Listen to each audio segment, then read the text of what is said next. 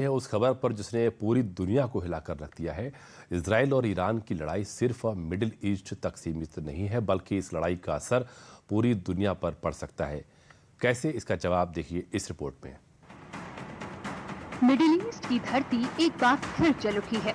सोमवार को लगातार चौथे दिन भी मिसाइलों की गूंज आसमान चीर रही है। धुएं की लकीरें कई सवाल खड़े कर रही है। क्या अब शांति सिर्फ इतिहास की किताबों में पढ़ी जाएगी? क्योंकि जब कूटनीति की इमारतें राख बन जाए और शांति की भाषा की जगह मिसाइलें बोलने लगे, तब समझ लीजिए कि एक नए अध्याय की शुरुआत हो चुकी है। एक ऐसा अध्याय जो सिर्फ और सिर्फ तबाही की तकदीर लिखेगा।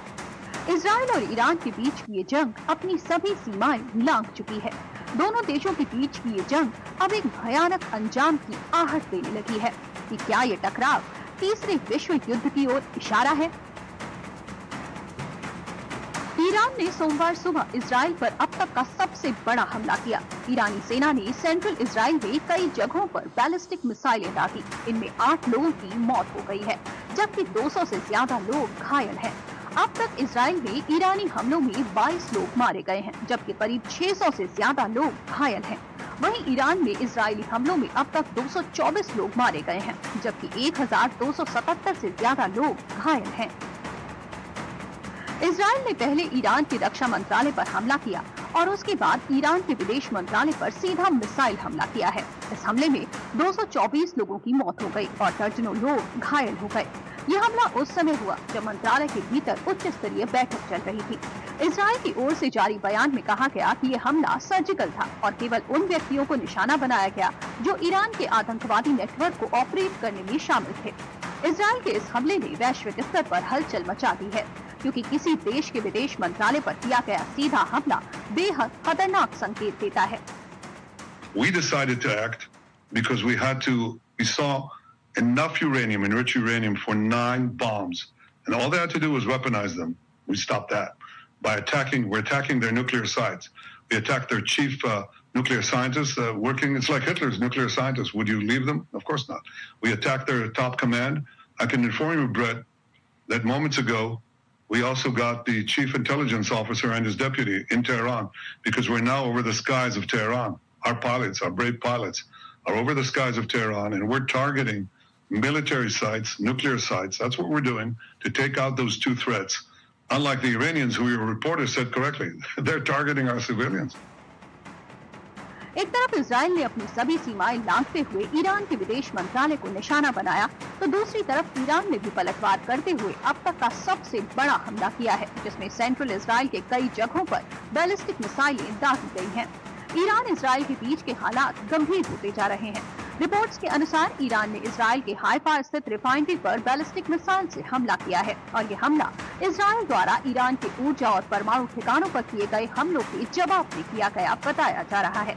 फिलहाल इजराइल और ईरान के बीच इस जंग में उठी धुएं की लकीरें अब सीधे संयुक्त राष्ट्र की मेज तक पहुंच गई हैं, जहां अमेरिका के राष्ट्रपति ट्रंप दोनों देशों के बीच डील की बात कर रहे हैं। Well, we get along very well, and I will tell you that I think I have great respect for each other. Well, I hope there's going to be a deal.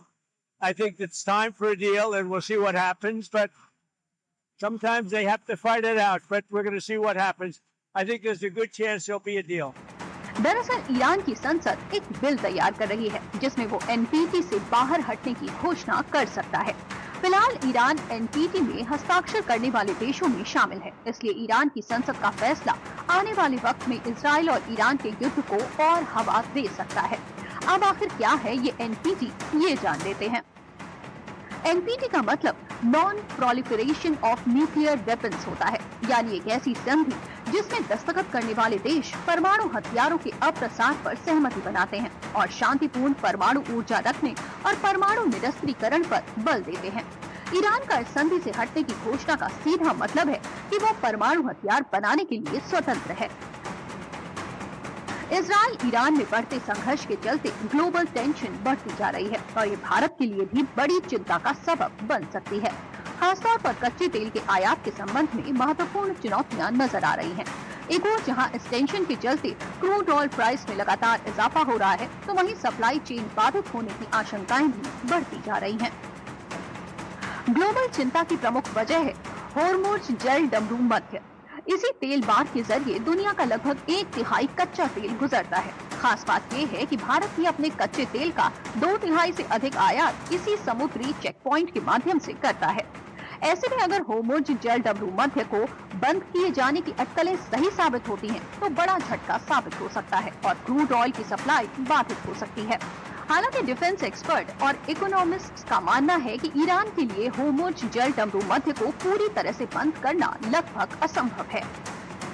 Israel और Iran के बीच जारी तनाव और missile attack का सीधा असर अंतर्राष्ट्रीय स्तर पर क्रूड ऑयल की कीमतों पर देखने को मिल रहा है और ये लगातार बढ़ रही हैं। अगर क्रूड ऑयल प्राइस में अंतर्राष्ट्रीय स्तर पर $1 प्रति बैरल का इजाफा होता है, तो देश में पेट्रोल डीजल के दाम 50 से 60 पैसे बढ़ने की संभावना रहती है। ऐसे में इजराइल ईरान के बीच जंग बढ़ने से इसमें जो तेजी आई है, उससे पेट्रोल डीजल के दाम बढ़ने का खतरा भी बढ़ गया है। रिपोर्ट की माने तो भारत में रोजाना करीब 37 लाख बैरल क्रूड की खपत होती है और देश अपनी खपत की पूर्ति के लिए लगभग 80% क्रूड आयात करता है। ऐसा माना जा रहा है कि अगर इजराइल ईरान कॉन्फ्लिक्ट बढ़ता है, तो कच्चे तेल की कीमतें $120 प्रति बैरल तक बढ़ सकती हैं और ये भारत में महंगाई बढ़ाने वाली साबित हो सकती हैं। दरअसल कच्चे तेल की ऊंची कीमतों के कारण जहाज कंपनियों की परिचालन लागत बढ़ जाएगी, क्योंकि जहाजों का अपना मार्ग बदलना अधिक लंबा और महंगा होगा, जिससे माल ढुलाई, कॉस्ट और डिलीवरी टाइम भी बढ़ेगा।